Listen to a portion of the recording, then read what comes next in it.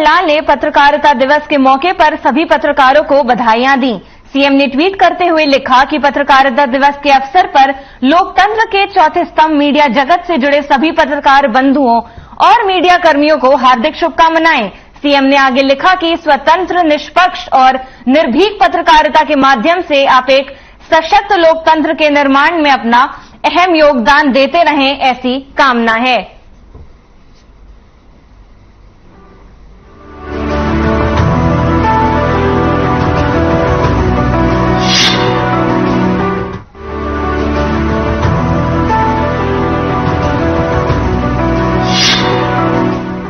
आदमपुर विधानसभा उपचुनाव में विजयी भव्य बिश्नोई ने विधायक पद की शपथ ली। भव्य बिश्नोई ने विधायक पद की शपथ विधानसभा स्पीकर ज्ञानचंद गुप्ता के कार्यालय में ली। इस मौके पर कई कार्यकर्ता मौजूद रहे। बता दें कि 3 नवंबर को हुए उपचुनाव में और 6 नवंबर को हुए मतगणना में कुलदीप बिश्नोई के बड़े बेटे भव्य बिश्नोई ने बीजेपी के टिकट पर चुनाव लड़ते हुए कांग्रेस के जयप्रकाश को 15,740 वोटों से पराजित कर विधायक निर्वाचित हुए। इस प्रकार भव्य औपचारिक रूप से मौजूदा हरियाणा विधानसभा सत्र के सदस्य बने और सदन में बीजेपी के सदस्यों की संख्या 40 से बढ़कर 41 हो गई।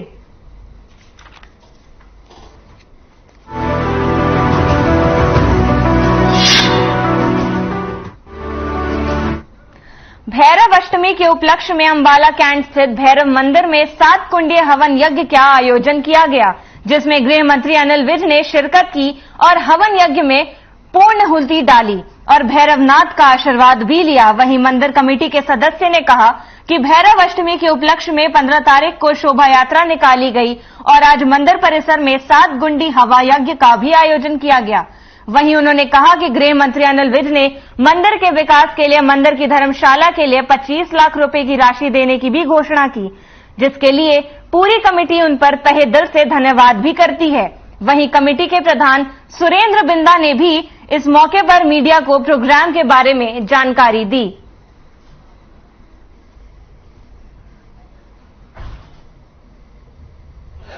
भैरव मंदिर के भैरव अष्टमी पर्व पर कल 15 तारीख मंगलवार हमारी शोभा यात्रा निकली और आज 16 तारीख माननीय मंत्री जी अनिल विज जी आज हमारे प्रांगण में, मंदिर के प्रांगण में पधारे और हमने उस उपलक्ष्य में 7 कुंडी हवन का जो है समापन कर पूर्ण आहुति माननीय विज जी से करवाई और उन्होंने इस मंदिर के विकास के लिए 25 लाख रुपए की घोषणा की है धर्मशाला के लिए। हम उनका पूरी कमेटी तहे दिल से धन्यवाद करती है। मैं इस मंदिर में प्रधान सेवक के नाते कार्यकर्ता हूं। मेरे साथ पूरी टीम जो है वो हमारी इसमें रहती है और बहुत बड़ा समाज का योगदान हमें मिला है। कल बहुत विशाल यात्रा, शोभा यात्रा जो निकाली हमने, उसमें सभी तरह का, सभी समाज का हमें सहयोग मिला। खास करके मोची मंडी के लोगों ने बहुत बड़ा वहां आयोजन करके स्वागत किया इस शोभा यात्रा का, जिसमें हम लोगों का मन भी खुश हुआ कि हमने करे हुए कार्य पे सफल हुए हैं।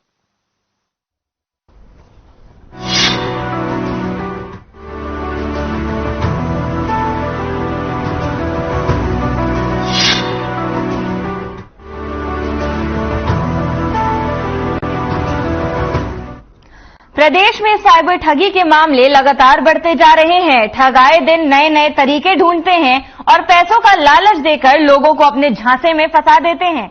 ऐसी ही एक मामला अंबाला में भी सामने आया, जहां एक महिला के खाते में बिना मांगे लोन की कीमत डाल दी गई और पूरी कीमत चुकाने के बावजूद कंपनी ने और पैसे जमा कराने की भी डिमांड की। साथ ही पैसे न जमा करने पर महिला की तस्वीरें सोशल मीडिया पर डालने की भी धमकी दी। मामले में बलदेव नगर थाना एसएचओ का कहना है कि मामले की जांच की जा रही है और जल्द आरोपियों पर कार्रवाई भी की जाएगी।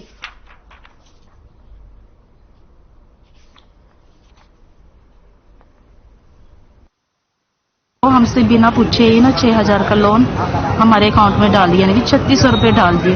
तो हमने 12 नवंबर को ब्याज सहित इनके 6,000 रुपए रीपेमेंट करवा दिए। तो इन्होंने फिर 13 नवंबर को मैम हमारे पास कॉल की, व्हाट्सएप कॉल की, जिसमें ये हमें कहने लगे कि आपको दोबारा से रीपेमेंट करवाने पड़ेंगे 6,000 रुपए। जिसकी मैंने स्क्रीनशॉट उनके पास भेज दी। उनके सर मैंने आपकी रीपेमेंट करवा दी है। तो वो कह रहे ऐसे नहीं चलेगा, आपने पहले रीपेमेंट जो करवाई थी ना दोबारा करवानी पड़ेगी, आपके पैसे आए ही नहीं है। लेकिन फिर दोबारा उनका फोन मैसेज आया कि आपकी इतनी पेमेंट और बनती है, तो वो और पैसे मांग रहे थे। जब उसने उस पैसे के लिए उनसे बात की तो मना किया, भाई मैं अपनी पेमेंट भर चुकी हूँ। तो फिर उनकी तरफ से उनको बार बार बोला गया और उनको कि आप वो पेमेंट कराओ, और उन्होंने कोई फोटो एडिट करके भी आपत्तिजनक फोटो भी उनको उसकी व्हाट्सएप कर दी थी। तो इस बेस पे ही हमने कल कंप्लेंट पे एफआईआर रजिस्टर कर दी थी और कार्रवाई कर रहे हैं।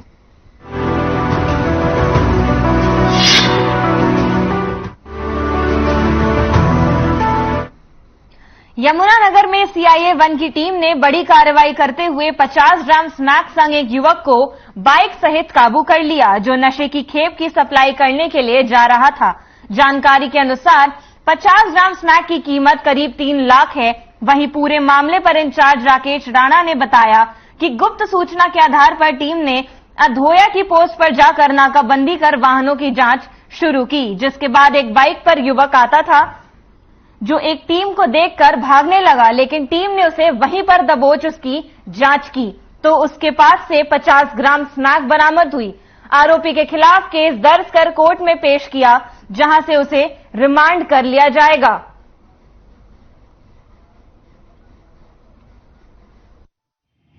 प्रदीप नाम का लड़का है जो मंसूरपुर थाना छप्पर का रहने वाला है, और हमें काफी दिनों से सूचना मिल रही थी कि उस एरिया में काफी एक लड़का है जो नशीले पदार्थ बेचने का काम कर रहा है लार्ज स्केल पे।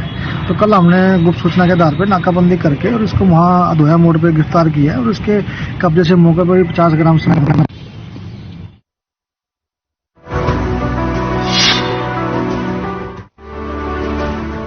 समालखा के गांव भौईवाल माजरी में आयोजित होने वाले 75वें संत समागम समारोह को लेकर पुलिस महानिरीक्षक करनाल मंडल पुलिस बल के साथ निरंकारी समागम स्थल पर पहुंचकर सुरक्षा व्यवस्था का जायजा लिया। उन्होंने समागम स्थल पर हल्दाना चौकी में पुलिस अधिकारियों के साथ बैठक भी की। इस दौरान सुरक्षा और ट्रैफिक व्यवस्था पर विचार विमर्श कर आवश्यक दिशा निर्देश भी दिए।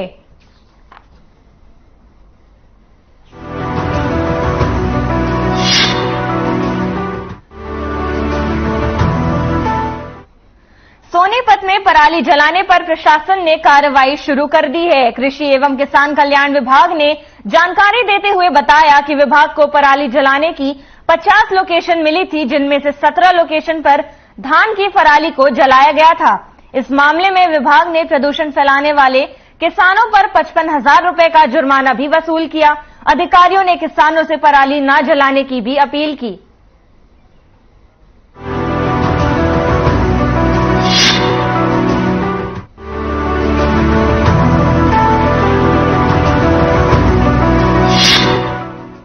हरियाणा में डेंगू का कहर जारी है। डेंगू से प्रभावित मरीज भारी संख्या में दाखिल हो रहे हैं।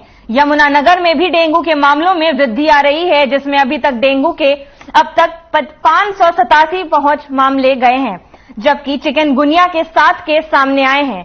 वहीं स्वास्थ्य विभाग ने डेंगू से अब तक 1 की मौत की भी पुष्टि की है।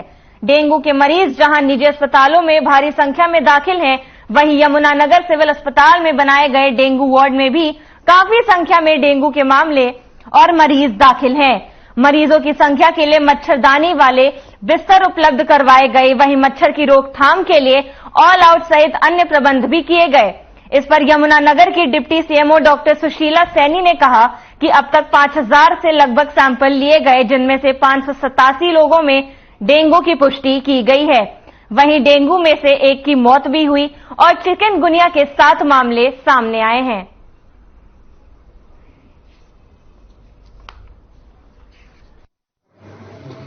यमुनानगर में पूरे हरियाणा में डेंगू के इस बार ज्यादा केसेस आ रहे हैं। जैसे पिछली बार फोकस कोविड पे था, सभी लोगों में इतनी अवेयरनेस, तो कोविड का टेस्ट फोकस पे था, तो कोविड की टेस्टिंग ज्यादा हो रही थी। पर इस बार हमने डेंगू की टेस्टिंग काफी ज्यादा की है। जैसे पिछली बार सिर्फ 20 किट यूज हुई थी और इस बार अभी तक 55 किट हमारी यूज हो चुकी है।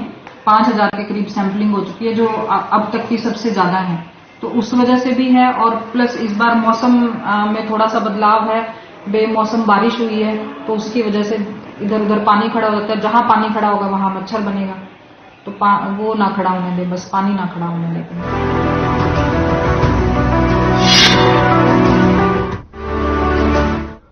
अंबाला में उपभोक्ताओं की समस्याओं का हल करने के लिए बिजली विभाग हर मंगलवार को कंज्यूमर फोरम का आयोजन करता है। इसी कड़ी में अधीक्षक अभियंता की अध्यक्षता में सर्कल लेवल पर बिजली जनता दरबार लगाया गया।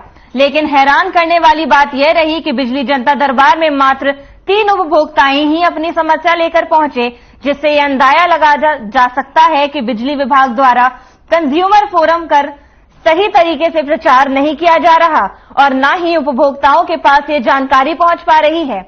अधीक्षक अभियंता वीके बर्नवाल ने जब इस बारे में पूछा गया तो उन्होंने बताया कि न्यूज़पेपर के माध्यम से जनता तक कंज्यूमर फोरम के बारे में सूचना दी जाती है और जो भी शिकायतें आई हैं उनको जांच के लिए बिजली अधिकारियों के पास भेजा गया है।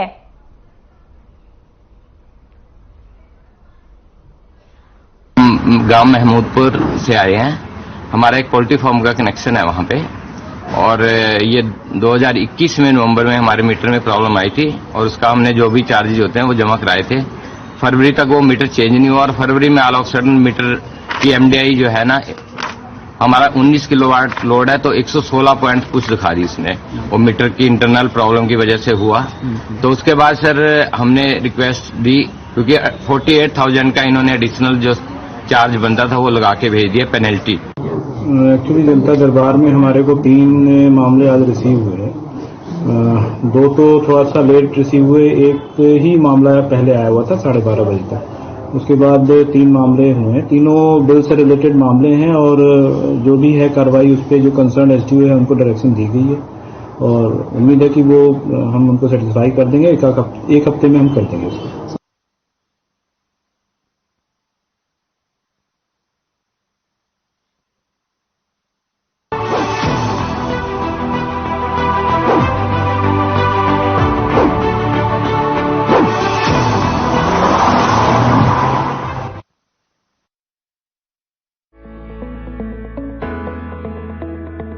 अगर आप पत्रकारिता के क्षेत्र में करियर बनाना चाहते हैं तो हम सिखाएंगे आपको इलेक्ट्रॉनिक मीडिया के हर गुण। जल्दी करें, साधना एकेडमी फॉर मीडिया स्टडीज में एडमिशन शुरू हो चुके हैं, सिर्फ कुछ ही सीटें बची हैं, तो देर बिल्कुल न कीजिए। हमारा कॉन्टैक्ट नंबर है 9999131700, 9999131800 या फिर आप हमारी वेबसाइट www.sadhnamedia.com पर विजिट कर सकते हैं। आप हमें noida.sams@gmail.com पर ईमेल भी कर सकते हैं। 100% जॉब प्लेसमेंट की गारंटी। आज ही संपर्क करें। रूप मंत्रा आयुर्वेदिक फेस वॉश, इसमें है क्यूकम्बर के प्योर एक्सट्रैक्ट्स जो नेचुरली चेहरे को मॉइस्चराइज रखे। ये कोई कॉस्मेटिक नहीं, आयुर्वेदिक औषधि है। पंजाब है जसप्रीत का ठिकाना, मुंबई है आदर्श का आशियाना, केरल का गोविंद निवासी, कोलकाता में जन्मे है काशी। हर हिंदुस्तानी की शान, ARB बियरिंग जोड़े सारा हिंदुस्तान। हरे रंगों का उमंगों का जज्बा का रुकता है, मन साफ है तेरा अंदर तो बाहर दिखता है। जो अच्छा हो जो सच्चा हो वही तो दिखता है।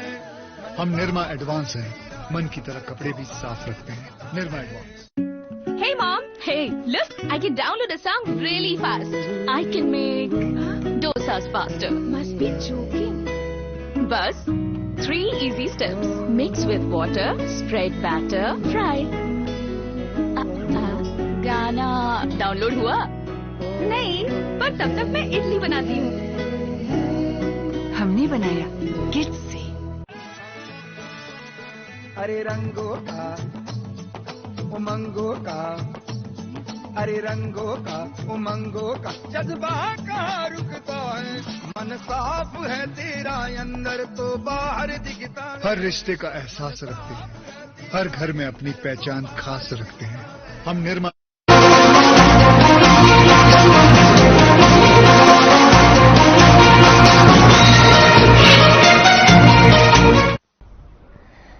फ्लाइंग टीम की अपराधियों के खिलाफ कार्रवाई लगातार जारी है। सीएम फ्लाइंग टीम ने गुरुग्राम के सेक्टर 65 में अवैध पार्किंग के नाम पर पैसा वसूलने वालों के खिलाफ कार्रवाई भी की है। सीएम फ्लाइंग टीम ने इस मामले में कार्रवाई करते हुए 2 आरोपियों को भी गिरफ्तार किया। वहीं गिरफ्तारी आरोपियों पर मामला दर्ज कर कार्रवाई शुरू कर दी गई है।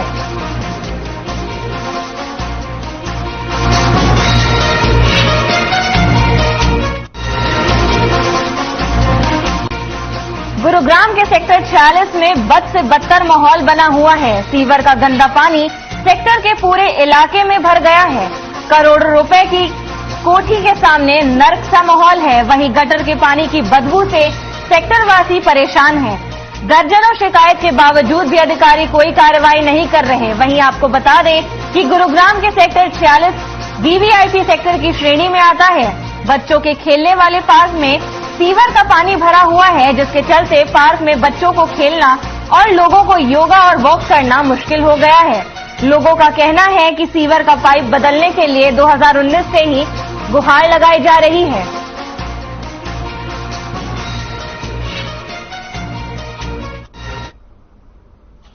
हाल सरकार ने कर रखे, सरकारी पॉलिसी ने कर रखे है जी कि आप बिना समझे हुए कोई पॉलिसी आप लागू कर रहे हैं, आप उस पर ध्यान दे ही नहीं रहे कि उसका इंफ्रा है या नहीं आपके पास में।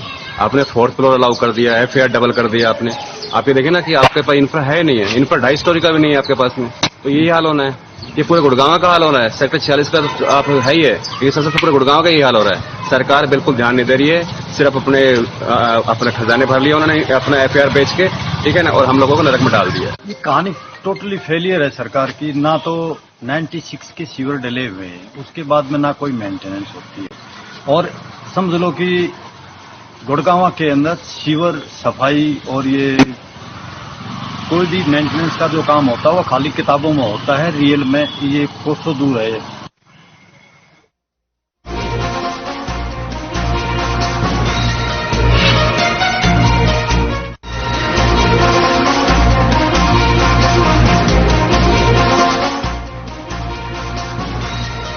बुलंद होते जा रहे हैं। गौ तस्करी की सूचना मिलने पर गौरक्षक दल ने तस्करों का पीछा किया।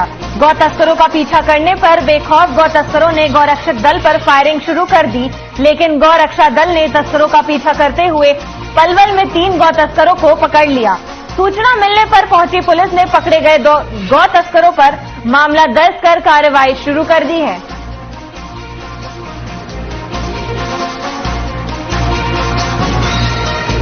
4 से 5 गाय थी जो गौ तस्कर पिकअप गाड़ी में लेके जा रहे थे, जिन्होंने एक हमारी गाड़ी डाला तोड़ दिया, एक हमारी बलेरो के शीशे फोड़ दिए सारे, और एक स्विफ्ट गाड़ी भी तोड़ दी। हमारे गोरक्षक साथी जो भोकड़ है खोड़ से, उनको चोट भी लगी है काफी, और हमारी गाड़ी भी बिल्कुल टूट गई, टायर वायर सब फट गए।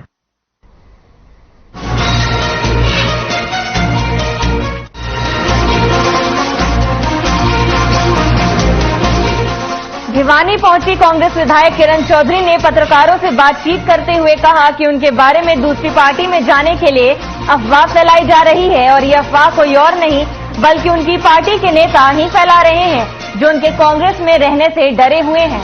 किरण ने यह साफ कहा कि कांग्रेस में ही है वो, और कांग्रेस के सच्चे सिपाही की तरह कांग्रेस में ही रहेंगी। उन्होंने आगे कहा कि कांग्रेस में रहने से कुछ कांग्रेसी नेता डरे हुए हैं और वे चाहते हैं कि किरण चौधरी कांग्रेस में ना रहे, लेकिन उन्हें डरने की जरूरत नहीं है।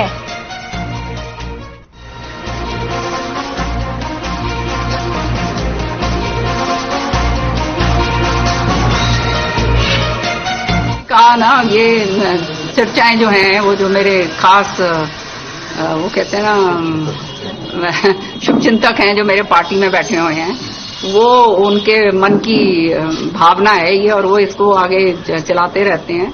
पर क्या कहते हैं, आप जानते हो कि ये सारी चर्चाएं भी उसी के लिए चलती हैं जिससे क्या कहते हैं लोग डरा करते हैं। तो वो लोग मेरे ख्याल में बहुत भयभीत हैं कि किरण चौधरी कांग्रेस में ना रहे, और मैं आपके जरिए उनको बताना चाहती हूँ कि मैं कहीं नहीं जाने वाली, और इसलिए अपनी सेहत खराब मत करो, ये बार बार इस तरह की अफवाहें उड़ाते।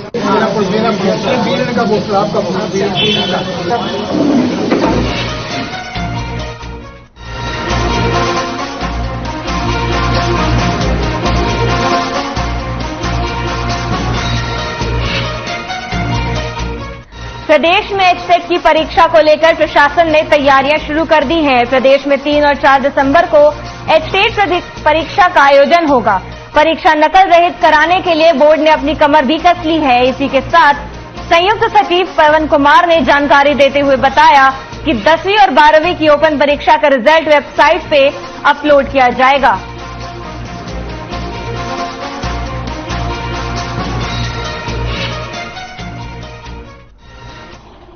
इसी प्रकार से सेकेंडरी और सीनियर सेकेंडरी ओपन स्कूल की परीक्षाएं भी साथ साथ चली थी। जैसा कि हरियाणा विद्यालय शिक्षा बोर्ड में एक सिस्टम है कि रेगुलर और ओपन स्कूल दोनों की परीक्षाएं एक साथ करवाई जाती हैं। सेकेंडरी परीक्षा का परिणाम ओपन स्कूल में 53.17% रहा है और 7,565 परीक्षार्थी टोटल प्रविष्ट हुए, जिनमें से 4,022 उत्तीर्ण हुए और 3,543 परीक्षार्थियों की रीअपियर आई है।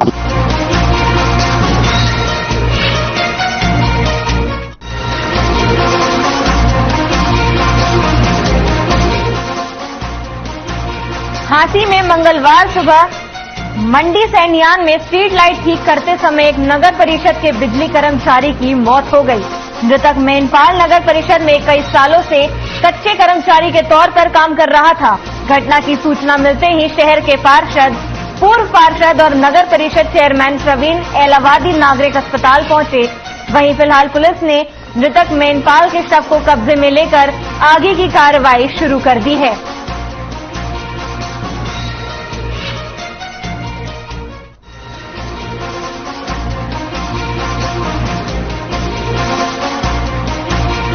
नगर परिषद में मेनपाल नाम का कर्मचारी कच्चे कर्मचारियों का था बिजली का उसमें, तो उसकी आज सुबह मंडी सैनियन प्राइमरी स्कूल के पास में ट्रांसफार्मर पे जो इनकी खुद की लाइन थी वो तो इन्होंने काट दी, लेकिन 11 केवी थी वो कहीं टच कर गई उसका और उसके करंट लगने से मेरी ख्याल एक्सपायर हो गया वो। जस्ट मुझे अभी मैसेज गया है कि वो लाइट ठीक कर रहे थे और जैसे ही नीचे हेल्पर उसको पकड़ाने लगा वायर वगैरह तो गलती से टचिंग हो गई उसकी, तो एट द स्पॉट जो है वहाँ पे जो मौके पे पार्षद वगैरह जो खड़े थे वो उनको ले गए सिविल हॉस्पिटल में। अभी आया मैं देखता हूँ।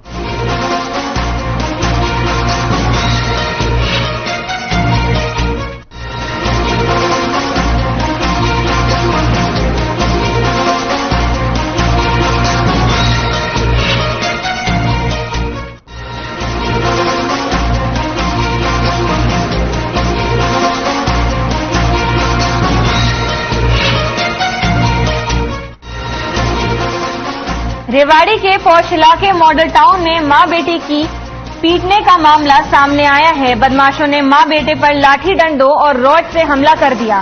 पूरी वारदात घर में लगे सीसीटीवी कैमरे में कैद हो गई। वहीं सूचना मिलने पर पहुंची मॉडल टाउन पुलिस ने आरोपियों के खिलाफ।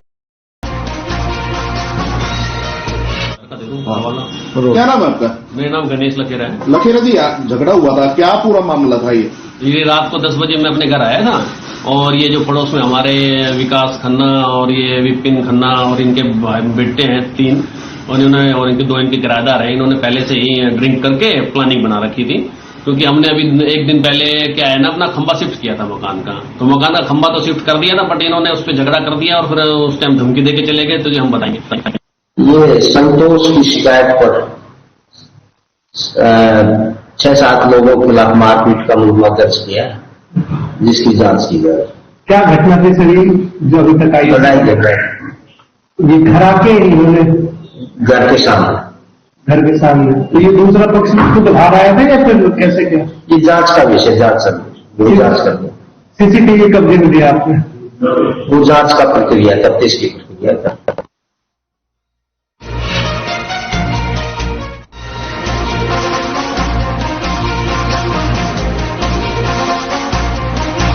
फरीदाबाद की भाखरी गांव में एक प्राइवेट लिमिटेड कंपनी में भीषण आग लग गई। आग लगने के चलते कंपनी में अफरा तफरी मच गई।